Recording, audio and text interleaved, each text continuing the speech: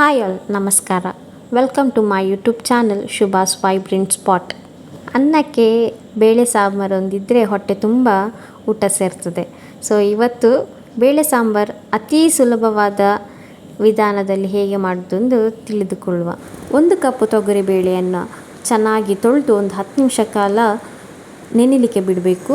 ಅದಾದ ನಂತರ ತೊಗರಿ ಬೇಳೆಯನ್ನು ಕುಕ್ಕರಿಗೆ ಹಾಕಿ ಅದಕ್ಕೆ 1 ಟೊಮೆಟೊವನ್ನು ಹಾಕಿ ಅದರ ಜೊತೆ ಒಂದು 4 ಜಜ್ಜಿದ ಬೆಳ್ಳುಳ್ಳಿಯನ್ನು ಹಾಕಿ ಒಂದು ಸ್ವಲ್ಪ ಅರಿಶಿಣ ಹುಡಿ, ಎಣ್ಣೆ, ಬೇಳೆ ಬೇಯಲಿಕ್ಕೆ ಬೇಕಾದಷ್ಟನ್ನು ನೀರನ್ನು ಹಾಕಿ ಕುಕ್ಕರ್ನ ಒಂದು 4 ವಿಸಿಲ್ ಕೂಗಿಸ್ಕೊಳ್ಬೇಕು.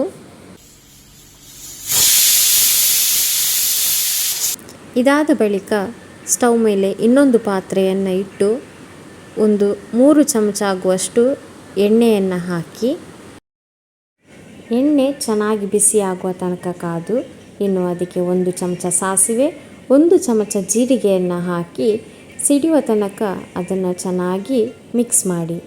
ಇದಾದ ನಂತರ ಅದೇ ಬಾಣಲೆಗೆ ಕರಿಬೇವಿನ ಸೊಪ್ಪು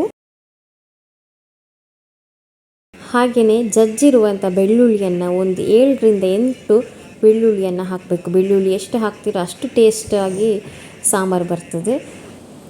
1-2 ಹಸಿಮೆಣಸನ್ನು ಹಾಕಿಕೊಳ್ಳಿ.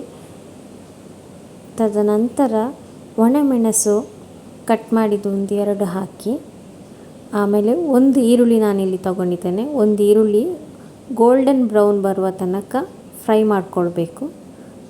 ಅದಾದ ನಂತರ 1 ಟೀ ಸ್ಪೂನ್ ಆಗುವಷ್ಟು ರೆಡ್ ಚಿಲ್ಲಿ ಪೌಡರ್, ಒಂದು 3 ಟೀ ಸ್ಪೂನ್ ಆಗುವಷ್ಟು ಸಾಂಬಾರು ಪೌಡರ್ ಹಾಗೂ ಸ್ವಲ್ಪ ಕಸೂರಿ ಮೇಥಿ ಹಾಕಿ ಫ್ರೈ ಮಾಡಿಕೊಳ್ಬೇಕು. ಸ್ವಲ್ಪ ನೀರನ್ನು ಸೇರಿಸ್ಕೊಳ್ಬೇಕು. ಆಮೇಲೆ ಬೇಯಿಸಿಟ್ಟಿರುವಂಥ ಬೇಳೆ, ಟೊಮೆಟೊ ಅದನ್ನು ಮಿಶ್ರಣವನ್ನು ಸೇರಿಸಿ ಚೆನ್ನಾಗಿ ಮಿಕ್ಸ್ ಮಾಡಿಕೊಳ್ಳಿ.